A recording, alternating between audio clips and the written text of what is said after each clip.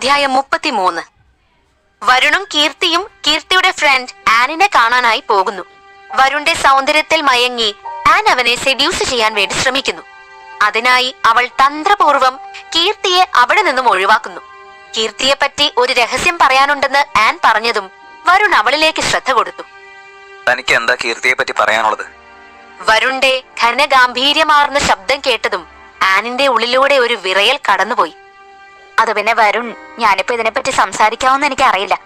എന്നാലും പറയാ, കീർത്തിക്ക് ഒരാളോട് ഇഷ്ടമുണ്ടായിരുന്നു. ഇയാളോട് അതിനെപ്പറ്റി അവള് വല്ലതും പറഞ്ഞിട്ടുണ്ടോ? ആൻ പറയുന്നത് കേട്ടതും വരുണിന്റെ ചുണ്ടിലൊരു പരിഹാസ ചിരി വിരിഞ്ഞു. ദേഷ്യം സഹിക്കാനാകാതെ അവൻ മുഷ്ടികൾ ചുരുട്ടിപ്പിടിച്ചു. താൻ കീർത്തിയെപ്പറ്റി പറഞ്ഞതൊന്നും വരുണിന് ഇഷ്ടമായില്ലെന്ന് അവന്റെ ആ പെരുമാറ്റത്തിൽ നിന്ന് ആനിന് മനസ്സിലായി. അവൾക്ക് ഉള്ളിലൊരു ഭയം ഉറവെടുത്തു. ഇയാളിങ്ങനെ ടെൻഷൻ അടിക്കാനും മാത്രമൊന്നുമില്ല. അവള് മനസ്സറിഞ്ഞിപ്പോ ഇഷ്ടപ്പെടുന്നത് നിങ്ങളെ തന്നെയാ. ആനിന്റെ മറുപടി വരുണിന്റെ ദേഷ്യത്തെ ഒട്ടും കുറച്ചിരുന്നില്ല. അവന്റെ ആ ഭാവമാറ്റം താങ്ങാനാകാതെ ആൻ അവനോട് എക്സ്ക്യൂസ് മീ പറഞ്ഞ് ബാത്റൂമിലേക്ക് പോയി. തന്റെ ദേഷ്യം കാരണമാണ് ആൻ അവിടുന്ന് പോയതെന്ന് വരുണിന് മനസ്സിലായി. ആൻ പറഞ്ഞത് കേട്ട് അവളോട് ദേഷ്യം തോന്നിയെങ്കിലും അവസാനം അവൾ കീർത്തിക്ക് തന്നെ ഇഷ്ടമാണെന്ന് പറഞ്ഞതും വരുണിന് സമാധാനമായിരുന്നു. പക്ഷെ തന്റെ എടുത്തുചാട്ടം ആനെ നന്നായി ഭയപ്പെടുത്തിയെന്ന് അവന് മനസ്സിലായി. വരുൺ സഞ്ജുവിനെ അടുത്തേക്ക് വിളിച്ചു. എല്ലാം കുളവായെന്ന് തോന്നുന്നു. ആ കുട്ടിയെ എന്റെ അടുത്ത് കീർത്തിയെ പറ്റി ഒരു സീക്രട്ട് പറയാനുണ്ടെന്ന് പറഞ്ഞു. അവള് ഓവർ സസ്പെൻസ് ഒക്കെ ഇട്ട് പറഞ്ഞപ്പോ എനിക്കറിയാതെ ദേഷ്യം വന്നുപോയി. എന്റെ ഭാവം ആകെ മാറിപ്പോയി. അവള് പേടിച്ചിട്ടാണെന്ന് തോന്നുന്നു.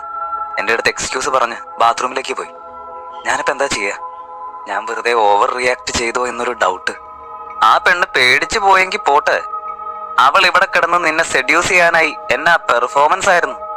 നീ പൊട്ടനായതുകൊണ്ട് അതൊന്നും നിന്റെ ശ്രദ്ധയിൽ പെട്ടില്ല. അവളെ കണ്ടപ്പോഴേ എനിക്ക് പിടിച്ചില്ല. അങ്ങനെയൊക്കെ ഇവിടെ ഉണ്ടായോ? അവൾ കീർത്തിയെ കുറിച്ച് സീക്രട്ട് പറയാനുണ്ടെന്ന് പറഞ്ഞപ്പോ തന്നെ എന്റെ മൈൻഡ് മാറിപ്പോയി. പിന്നെ അതെന്താണെന്ന് അറിയാനുള്ള ആകാംക്ഷയിൽ ആകെ കയ്യിന്ന് പോയി. എന്റെ പെരുമാറ്റം കൊണ്ട് അവള് ഇനി കീർത്തിയുമായുള്ള ഫ്രണ്ട്ഷിപ്പ് ഉപേക്ഷിക്കോ ആവോ? പാവം, അങ്ങനെയൊക്കെ ഉണ്ടായ ഞാൻ കാരണം അതിനൊരു സങ്കടമാവും. അവളാണെങ്കിൽ കീർത്തിക്ക് ആകപ്പാടെയുള്ളൊരു ഫ്രണ്ടാ. ഇത് വല്ലതും അറിഞ്ഞാ പിന്നെ കീർത്തി എങ്ങനെയാ പ്രതികരിക്കാന്നറിയില്ല. കീർത്തി തിരിച്ചു വരുന്നതിന് മുൻപേ ഈ പ്രശ്നം എങ്ങനെയെങ്കിലും നമുക്ക് പരിഹരിക്കണം. നീ എന്തിനാ ഇങ്ങനെ പേടിക്കുന്നേ? ആൻ നിനക്കൊരു ഭീഷണിയേ അല്ല. നീ അവളോട് മോശമായിട്ടൊന്നും പെരുമാറിയിട്ടില്ലല്ലോ. അല്ലേലും നീ ഒന്ന് ആലോചിച്ച് നോക്ക്. അവൾ ഇവിടെ കിടന്ന് സ്വന്തം ഭർത്താവിനെ സെഡ്യൂസ് ചെയ്യാൻ ട്രൈ ചെയ്തത് വല്ലതും കീർത്തി അറിഞ്ഞാ എങ്ങനെ ഇരിക്കും?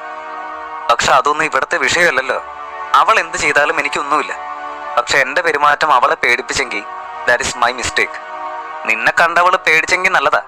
കീർത്തിയുടെ ഫ്രണ്ടാണെങ്കിൽ ആ പരിധിയിൽ നിൽക്കണമായിരുന്നു. കീർത്തി ഇല്ലാത്തപ്പോ അവളെ കുറിച്ച് നിന്നോട് പറയാൻ നിന്നിട്ടല്ലേ? ഇവളെയൊക്കെ കുറച്ച് പേടിപ്പിച്ച് നിർത്തുന്നതാണ് നല്ലത്. ഒന്നും മിണ്ടാതിരിക്കടാ. എന്റെ പെരുമാറ്റം ആ കുട്ടിക്ക് വിഷമുണ്ടാക്കിയെങ്കിൽ ഞാൻ അവളോട് എന്തായാലും സോറി പറഞ്ഞേ പറ്റൂ. അതുകൊണ്ട് ഓവറായിട്ട് ചെലച്ചോണ്ട് നിൽക്കാതെ എനിക്ക് വേണ്ടി അവളോട് പോയൊരു സോറി പറഞ്ഞിട്ട് വാ. എന്താ പറഞ്ഞേ? നീ തെറ്റ് ചെയ്തു എന്ന് നീ കരുതുന്നതിന് ഞാൻ പോയി മാപ്പ് പറയേ?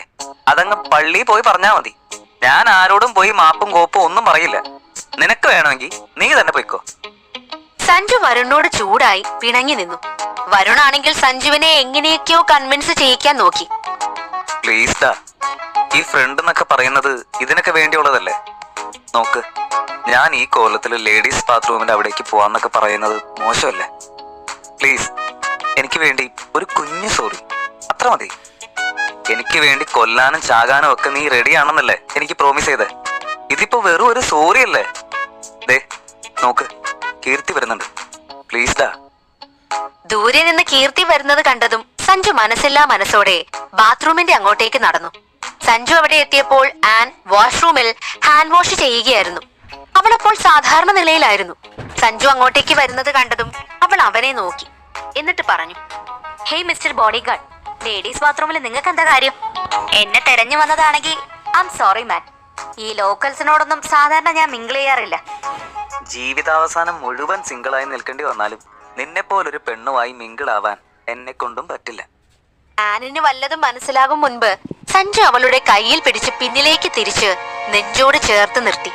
സഞ്ജുവിന്റെ ഭാഗത്ത് നിന്ന് ഇങ്ങനെ ഒരു പെരുമാറ്റം അവൾ പ്രതീക്ഷിച്ചിരുന്നില്ല. സഞ്ജു അവളെ ഭീഷണിപ്പെടുത്തിക്കൊണ്ട് പറഞ്ഞു, കുറച്ചു നേരം മുൻപ് മാഡം അവിടെ കാണിച്ചു കൂട്ടിയ പെർഫോമൻസ് ഒക്കെ ഞാൻ നന്നായി കണ്ടിരുന്നു. നീ കീർത്തിയുടെ ആകെയുള്ള ഒരു ഫ്രണ്ടാണ്, സത്യമല്ലേ? അപ്പൊ അങ്ങനെയുള്ള നീ അവളുടെ ഭർത്താവിന്റെ അടുത്ത് എങ്ങനെയാ പെരുമാറണ്ടേ? നാണോ ഇല്ലേ? കണ്ട അത്യാവശ്യം ക്ലാസ് ഒക്കെ തോന്നുമല്ലോ. അത് പെരുമാറ്റത്തിനും കൂടെ കൊണ്ടുവന്നൂടെ? ഇതൊക്കെ കീർത്തി അറിഞ്ഞാൽ എന്താ ഉണ്ടാവാന്ന് ചിന്തിച്ചിട്ടുണ്ടോ?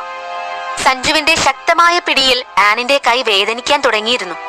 വേദന കൊണ്ട് അവളുടെ മുഖം ആകെ ചുളുങ്ങിപ്പോയിരുന്നു. അത് കണ്ട് പാവം തോന്നി സഞ്ജു അവളെ വിട്ടു.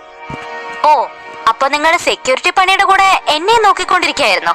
വരുൺ ഈ ആവശ്യത്തിനാ തന്നെ കൂടെ നിർത്തിയിരിക്കുന്നതെന്ന് എനിക്ക് അറിയില്ലായിരുന്നു. സത്യത്തിൽ ഞാൻ നിങ്ങളുടെ വരുണിന്റെ വിശ്വാസ്യത ഒന്ന് ടെസ്റ്റ് ചെയ്തതായിരുന്നു. സഞ്ജുവിന് തന്റെ കാതുകളെ വിശ്വസിക്കാനായിരുന്നില്ല. ആൻ തന്റെ ഇടത് കൈകൊണ്ട് വാഷ്റൂമിന്റെ വാതിലടച്ചു. എന്നിട്ട് സഞ്ജുവിനോട് പറയാൻ തുടങ്ങി. യെസ് യെസ് മിസ്റ്റർ ബോഡിഗാർഡ്, ഞാൻ നിങ്ങളുടെ ബോസിനെ പരീക്ഷിക്കാൻ വേണ്ടി മാത്രം അങ്ങനെ അയഞ്ഞ രീതിയിൽ പെരുമാറിയത്. എന്റെ ബെസ്റ്റ് ഫ്രണ്ട് തിരഞ്ഞെടുത്ത പുരുഷൻ എല്ലാം കൊണ്ട് യോഗ്യനാണെന്ന് എനിക്ക് അറിയണല്ലോ. പക്ഷേ എന്റെ ടെസ്റ്റിന് മുന്നിൽ വരുൺ ഈസിയായി ജയിച്ചിരിക്കുന്നു.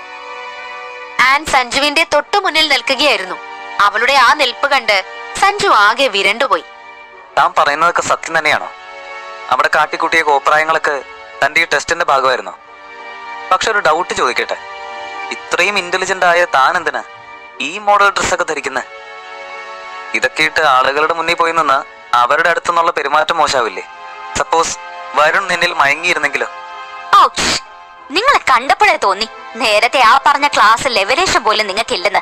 ഇട്ടിരിക്കുന്ന ഔട്ട്ഫിറ്റിനനുസരിച്ച് സ്ത്രീകളോടുള്ള ആറ്റിറ്റ്യൂഡ് മാറുന്ന നിങ്ങൾ എങ്ങനെയാ ഒരു നല്ല ആണാവുന്നത്? വേറൊരു പെണ്ണിനെ കണ്ടിട്ട് അവളെ മയങ്ങിപ്പോയ ഒരുത്തനെ വിശ്വസിച്ച് ഒരു പെണ്ണെങ്ങനെ കൂടെ ജീവിക്കുക? ഏത് സാഹചര്യത്തിലായാലും മറ്റൊരു പെണ്ണില് മയങ്ങുന്നവന് ഒരു നല്ല പുരുഷനാണോ? വരുൺ അങ്ങനെ ചെയ്തിരുന്നെങ്കിൽ ഞാൻ തന്നെ ആയിരിക്കും കീർത്തിയെ വരുണിൽ നിന്ന് അകറ്റുന്നത്. അക്കാര്യത്തിൽ ഒരു സംശയം വേണ്ട. കാരണം ഇതുപോലുള്ള സംഭവങ്ങളിലൂടെയൊക്കെ ഞാനും കടന്നുപോയിട്ടുണ്ട്. എന്റെ അമ്മ ഒരു പാവമായിരുന്നു. അതുകൊണ്ട് തന്നെ എന്റെ അച്ഛൻ മറ്റൊരു പെണ്ണിനെ ഭാര്യയായി വീട്ടിലേക്ക് കൊണ്ടുവന്നു. ആ സമയത്ത് എന്റെ അമ്മ അനുഭവിച്ചതൊക്കെയും ഇപ്പോഴും എന്റെ കൺമുന്നിലുണ്ട്. ആകെ തകർന്ന അമ്മയൊരു രോഗിയായി മാറി. എന്റെ അമ്മ മരിച്ച ഉടനെ തന്നെ ആ വീട് വിട്ട് ഞാനും ഇറങ്ങി. അന്ന് മുതല് എനിക്ക് അങ്ങനെയുള്ള പുരുഷന്മാരെ വെറുപ്പാ. കീർത്തിയുടെ കാര്യത്തില് അവൾക്ക് നല്ലൊരു പുരുഷനെ തന്നെ ഭർത്താവായി കിട്ടിയത്. She's really lucky. ആൻ ഒന്നുകൂടി സഞ്ജുവിനോട് ചേർന്ന് നിന്നു. എന്നിട്ട് ഒരു കുസൃതി ചിരിയോടെ ചോദിച്ചു, ക്ലാസ്സിലെങ്കിലും കാണാൻ ഇയാളൊട്ടും മോശമല്ല. നിങ്ങൾ സിംഗിൾ ആണെങ്കിൽ എന്റെ നിലവാരം കുറച്ച് താഴ്ത്തുന്നതിൽ എനിക്ക് യാതൊരു ബുദ്ധിമുട്ടുമില്ല. ഇതും പറഞ്ഞ് അവൾ ഒന്ന് വിങ്ക് ചെയ്തു. അതുവരെയും അവൾ പറഞ്ഞത് ഗൗരവത്തോടെ കേട്ടിരുന്ന സഞ്ജു പെട്ടെന്ന് പുച്ഛത്തോടെ അവളോട് പറഞ്ഞു, സോറി മിസ്, നിന്നെ പോലെ ഇത്രയും ഓപ്പൺ ആയ ഒരാള് എന്നെ പോലെ ഒരാൾക്ക് താങ്ങില്ല. കീർത്തി മാഡം വന്നിട്ടുണ്ട്, സോ ഞാൻ അങ്ങോട്ട് പോട്ടെ. പക്ഷെ താൻ നിരീക്ഷണത്തിൽ തന്നെ ആയിരിക്കുമെന്നും മറക്കണ്ട. കുറച്ചു സമയം കഴിഞ്ഞതും എല്ലാവരും ഡൈനിങ് ടേബിളിന് ചുറ്റുമിരുന്നു. ആനിന്റെ ആവശ്യപ്രകാരം സഞ്ജുവിനെ കൂടി അവരോടൊപ്പം ഇരുത്തി. പക്ഷെ അവളുടെ കണ്ണ് വരുണിൽ തന്നെ വഴുതി മാറിക്കൊണ്ടിരുന്നു. സഞ്ജു ഇത് കാണുന്നുണ്ടെങ്കിലും ആനിന്റെ പരീക്ഷണത്തിന്റെ ഭാഗമാണോ എന്നും അവന് ഡൗട്ട് ഉണ്ടായിരുന്നു. പക്ഷെ പ്രതികരിക്കാൻ അവന് നിർവാഹം ഉണ്ടായിരുന്നില്ലല്ലോ. ഭക്ഷണശേഷം കീർത്തിയുടെ നിർബന്ധത്തിന് കീർത്തിയെ ആനിന്റെ കൂടെ കിരണിനെ കാണാനായി വരുണ് പറഞ്ഞയക്കേണ്ടി വന്നു. വരുൺ സഞ്ജുവിനൊപ്പം വീട്ടിലേക്ക് മടങ്ങി. കിരണിന്റെ താമസ സ്ഥലത്തെത്തിയ ആൻ വാതിൽ തുറന്ന് കിരണിനെ കണ്ടതും അന്തം വിട്ടുപോയി.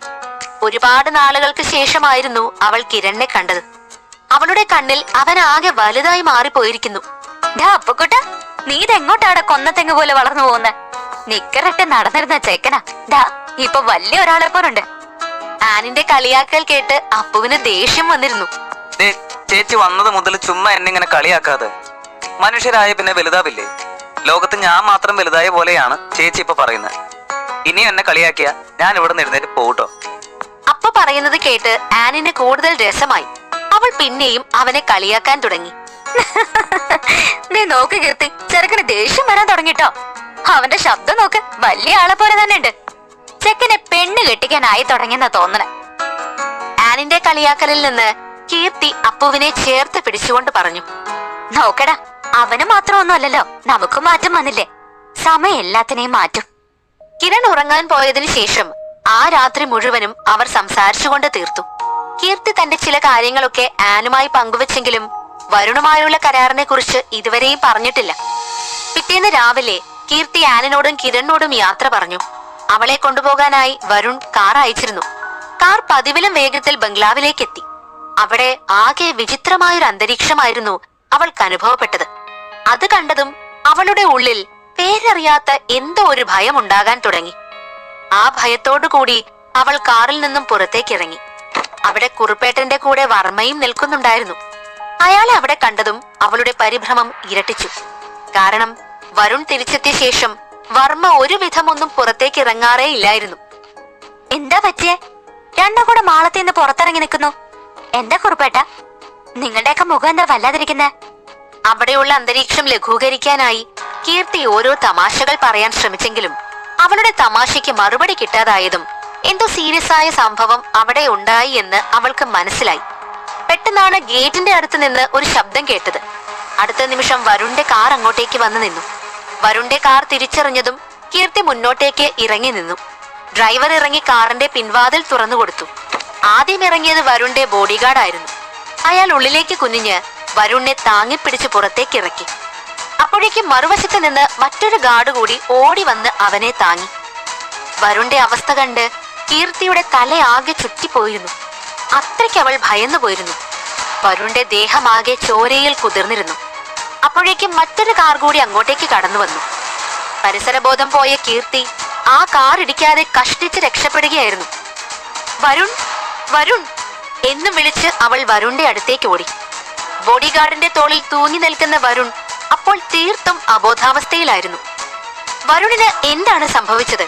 ആരാണ് വരുണിനെ ഇങ്ങനെയാക്കിയത്? ഈ ആക്രമണത്തിൽ നിന്നും വരുൺ രക്ഷപ്പെടുമോ?